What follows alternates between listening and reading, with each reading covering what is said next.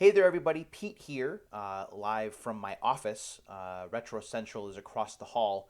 I'll be filming this week's consolation video later on today.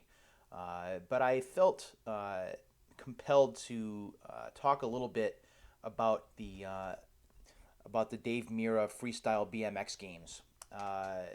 As you've probably heard by now, Dave Mirra took his own life, or at least that's what it looks like right now, at his home. And it came as a big shock to just about everybody, myself included. Uh, to give you a little bit of background, I am not at all coordinated. You'll never see me on a BMX bike or a skateboard or a snowboard or anything like that.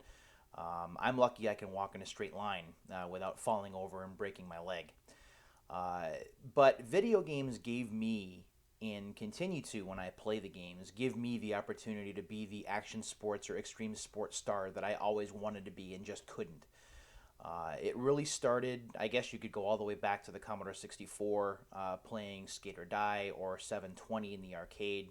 But things really took off for me in the later 1990s with Top Skater in the arcades. And then with Street Skater for the PlayStation, Tony Hawk's Pro Skater in that series for the PlayStation as well. And then, of course, this series of games right here. Honestly, before playing Dave Mirra Freestyle BMX, I really didn't know a lot about him. I didn't even know he existed. I barely knew the landscape of extreme sports as it was. I knew who Tony Hawk was because, heck, I mean, he had pulled off the 900, and that was certainly a big deal at the time. And the timing couldn't have been better for the Tony Hawk's Pro Skater game for him to do that. So Dave Mirra in BMX was kind of a secondary thing. But I had read some interesting reviews on the game and decided to pick it up at the time. And it is interesting to play. It is different than Tony Hawk in that it's not quite as arcade driven. There's certainly some ragdoll physics there, which made crashing in the game a heck of a lot more fun than it was crashing in the Tony Hawk's Pro Skater games. Getting hit by a train, for example, in the Dave Mirra Freestyle BMX game and watching him bounce across the roof of the train was pretty amusing. Z-Axis, the development team who put together the Dave Mirra Freestyle BMX games, also implemented something that I thought was pretty interesting called the trick modifier system, where when you pull off a trick like you usually did playing Tony Hawk or playing Street Skater, where you pressed one of the face buttons on the controller in a direction, you could pull off a trick. But now, while pulling off a trick, you could press another button and modify that trick for an even greater amount or variation of tricks that you could pull off at one time. I always thought that that was neat, and I enjoyed the game. I was not very good at it. Um, I never had the skill set that I had for the Tony Hawk's Pro Skater games. I beat all of those, but the Dave Mirra games, I never had the skill set to play all the way through. But I still enjoyed playing them nonetheless. Uh, this was from 2000, so this is now 15 plus years old, if you can believe that. Um, and I enjoyed the game not only for the gameplay, but the soundtrack was really good too. I mean, if you listen to some of the artists on the soundtrack, Sublime, Cypress Hill, Rancid, Social Distortion, Deftones, Pennywise, which I was big into because I was introduced to the band through Top Skater, Dropkick Murphys, Swinging Utters, Primer 55, and so on. So, I mean, the soundtrack was just as important to me as playing the game, so I thought that was really neat. And then another year later, we got Dave Mirra Freestyle BMX Maximum Remix, which had a couple of extra levels in the game. Uh, when you bought the game new, you actually got a soundtrack disc to go with it. So you had music from Rancid, Pennywise, Millencolin, and some other acts.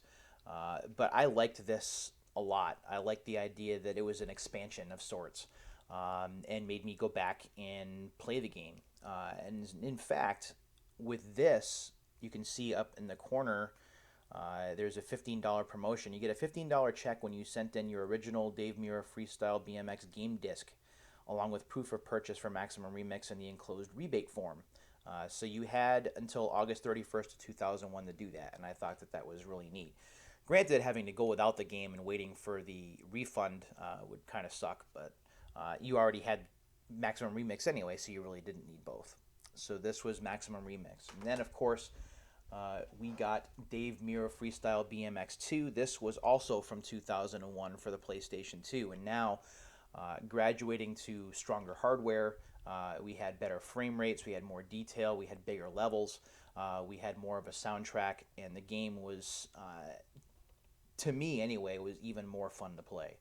I think the only knock I have on this game now is it's just one of those blue-backed compact disc games, and if you have a PlayStation 2, you know what I'm talking about. They sometimes won't work if you have an older model or a more finicky model, and blue-backed CD games tend to run pretty loudly. The motor tends to hum. Your PS2 sounds like an Xbox 360, one of the originals. But that's the only complaint I have, and that's more technology and hardware than it is the game's fault. I bought this not too long after I got my PS2, which was 15 years ago. 15 years ago this month, in fact. And this game's soundtrack was, to me, even better than the first. Rage Against the Machine, Ozzy Osbourne, Sum 41, these were bands that I was very familiar with as opposed to the bands in the other Freestyle BMX games that I was still getting to know at the time. There was a level of comfort with the soundtrack that made me want to play the game even more. And they were just fun. They weren't quite arcade style. It wasn't necessarily all about the score for me like it was the Tony Hawk games, but at the same time, it introduced new concepts. It had larger level layouts, and I always thought that the trick modifier system was pretty cool.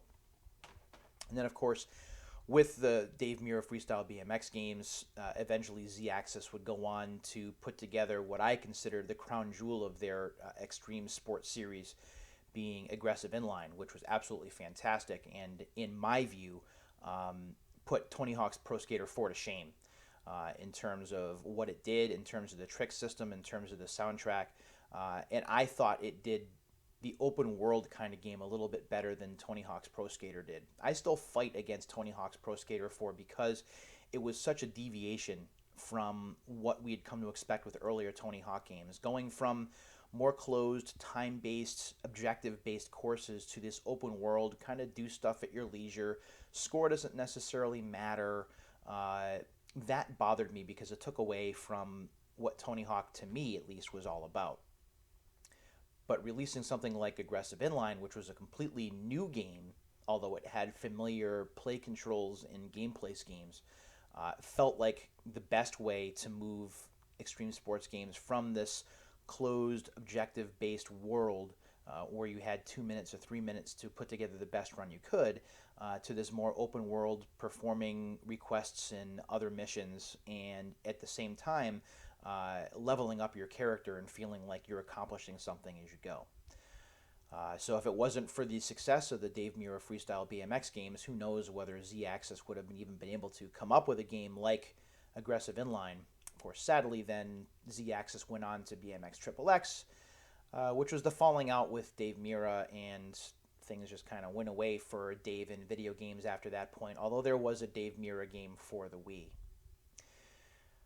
On a personal note, in terms of Mirra's passing, it's sobering. At my age, I'm going to be 44 in April. When you see someone younger than yourself losing his life, either by purpose or by accident.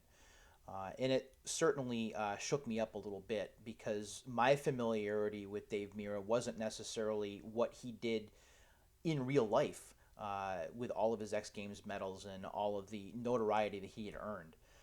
But it was more his video game persona and his name introducing me to BMX and how cool it could be.